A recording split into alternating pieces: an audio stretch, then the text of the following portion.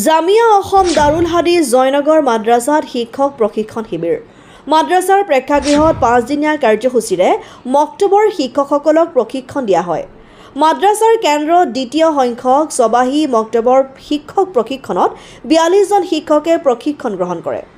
হয়, বিগত বৰ্ষৰ দৰে এইবাৰো জামিয়া অসম দাৰুল হাদিছ জয়নগৰৰ তত্ত্বাৱধানত আৰু জামিয়াৰ পৰিচালনা সমিতিৰ ব্যৱস্থাপনাত এই প্ৰশিক্ষণ 24 ফেব্ৰুৱাৰীত আৰম্ভ হয়। আজি 29 ফেব্ৰুৱাৰী তাৰিখে এই প্ৰশিক্ষণ শিবিৰৰ সামৰণি পৰে। উল্লেখ্য যে উক্ত প্ৰশিক্ষণত জামিয়াৰ দেওৰাই হাদিছ স্নাতক ডিগ্ৰী তথা জামিয়াৰ তকমিলাত শ্ৰেণীৰ ছাত্ৰসকলে অংশগ্ৰহণ কৰে। প্ৰশিক্ষণ গ্ৰহণ কৰা সকলক চাৰ্টিফিকেট মানপত্ৰ প্ৰদান কৰা হয়। আজি সামৰণি অনুষ্ঠানত সমল ব্যক্তি হিচাপে সদৌ অসম তঞ্জিম মাদাৰিছে কৌমিয়াৰ সাধাৰণ সম্পাদক মৌলানা আব্দুল কাদিৰ কাছিমি সাহেব উপস্থিত থাকি প্ৰশিক্ষণ দিয়ে। সামৰণি অনুষ্ঠানত জামিয়াৰ পৰিচালনা কমিটিৰ সভাপতি ডক্টৰ মছদ্দাৰ আলী লস্কৰ, সাধাৰণ সম্পাদক ফকৰ উদ্দিন, জামিয়াৰ অধ্যক্ষ মৌলানা তৈয়বুৰ ৰহমান কাছিমি, শিক্ষক আতাউৰ ৰহমান কাছিমি সহ অন্যান্য বিশিষ্ট ব্যক্তি আলিমসকল উপস্থিত থাকে। আমাৰ হাতত মাদ্ৰাছাৰ অধ্যক্ষকে ধৰি প্ৰশিক্ষণ গ্ৰহণ কৰা সকলৰ মন্তব্য আছে, সেয়াও শুনাই লৈছো।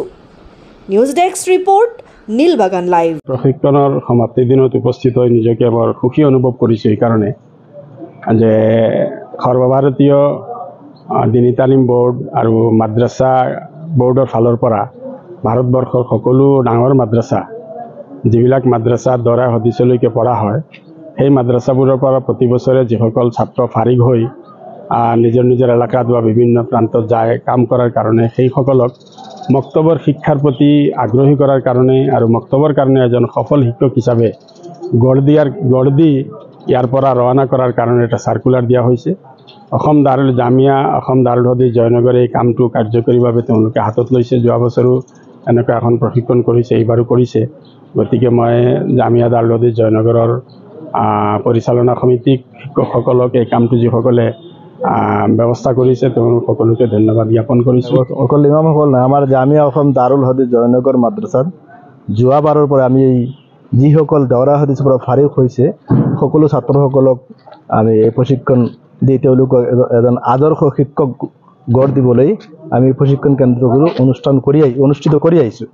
এইবাৰ আমি মাদ্ৰাছাৰ নিয়াৰেষ্ট গাঁওসমূহৰ ইমামসকলকো ইনভাইট কৰিছোঁ, তেওঁলোকে আহি অংশগ্ৰহণ কৰিছে।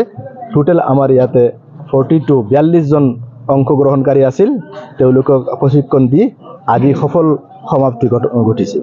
আৰু এই প্ৰশিক্ষণ কেন্দ্ৰখনত আমাৰ অসমৰ বিশিষ্ট মুদাৰ্ৰিব প্ৰশিক্ষক দিয়া ব্যক্তিজন হ'ল মৌলানা আব্দুল হাফিজ সাহেব আছিল আৰু আমাৰ জামিয়াৰ শিক্ষক মৌলানা ইবাদুল্লাহ সাহেব। তেওঁলোকে প্ৰশিক্ষণ সুদীৰ্ঘ 5 দিনীয়া প্ৰশিক্ষণ দিছে আৰু এই প্ৰশিক্ষণ দিয়াৰ অন্তত আমি পৰীক্ষা লৈছোঁ, পৰীক্ষা লৈ গ্ৰেডুৱেশ্যন কৰিছোঁ। গ্ৰেডুৱেশ্যন কৰাৰ পিছত আমি ছাত্ৰসকলক এখন মানপত্ৰ দিছোঁ আৰু মানপত্ৰৰ লগতে আমি এটা পুৰস্কাৰ, সৰুকৈ এটা পুৰস্কাৰ দিছোঁ, নগদ টকাও অলপ দিছোঁ। আজি আমাৰ 5 দিনীয়া যিটো প্ৰশিক্ষণ শিবিৰ চলি আছিলে আজি শেষ হৈছে আৰু আজি ৰাতিপুৱা পৰীক্ষা লৈ পেলাই ল'ৰাবিলাকক প্ৰত্যেক ল'ৰাবিলাকক আমি চাৰ্টিফিকেট দিছোঁ। ইয়াত আমি আমাৰ কমিটিৰ তথা মাদ্ৰাছা শিক্ষকসকলৰ শুক্ৰিয়া আদায় কৰিছোঁ যে তেখেতসকলে যে এইটো এটা জৰুৰী কাম বুলি ভাবিছে আৰু জৰুৰী কাম বুলি ভাবি এই প্ৰশিক্ষণ শিবিৰটো পাতিছে আৰু প্ৰশিক্ষণ শিবিৰত যিমান প্ৰয়োজন আছিলে যি কৰাৰ চব কৰিছে, সুবিধা দিছে, যাৰ কাৰণে আমি শুক্ৰিয়া আদায় কৰিছোঁ সকলোকে। আৰু আশা কৰিছোঁ যে আল্লাহ পাক পৰৱৰ্তীকালে আলমে প্ৰত্যেক বছৰ এনেকুৱা আমাৰ যিসকল ল'ৰা ইয়াৰ পৰা ফাৰিগ হৈ পাছ কৰি যায় তেওঁলোকক আমি প্ৰশিক্ষণ দিওঁ আৰু তেওঁলোকৰ দ্বাৰা যেন আমাৰ দিনী শিক্ষাৰ উন্নতি ঘটে এইটো কামনা কৰি আজি আমাৰ প্ৰশিক্ষণ শিবিৰটো শেষ কৰিছোঁ। যি শিক্ষা অৰ্জন কৰিছোঁ সেইকাৰণে আমি আমাৰ যিবিলাক আমাৰ জিম্মেদাৰ হজৰত আছে তেওঁলোকৰ শুক্ৰিয়া।